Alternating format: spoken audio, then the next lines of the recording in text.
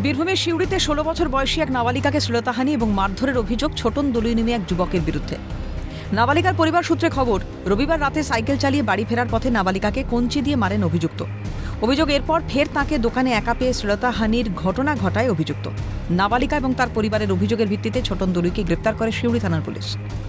ঘটনা ঘটেছিল মানে ও উত্তক্ত করতো ওকে, যখনই রাস্তা দিয়ে পার হয়ে যেত তখন ওকে ডাকতো।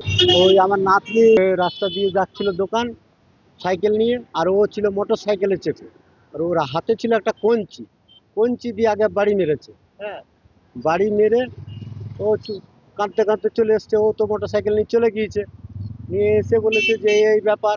হ্যাঁ, তখন ওকে খুঁজতে গিয়েছে ওর দিদিমা, ওকে ওই ধারে খুঁজতে গিয়েছে। এই ফাঁকে আবার ও দোকানে এসছে, দেখেছে একা দোকানে বসে আছে, এসে ওর গলা টিপতে গিয়েছে বা অন্য কিছু করতে গিয়েছে। অভিযুক্তকে ধরেছে? হ্যাঁ, ধরেছে। ধৃতকে সোমবার সিউড়ির পক্সো আদালতে পেশ করা হলে ৩ দিনের পুলিশ হেফাজতের নির্দেশ দেন বিচারক।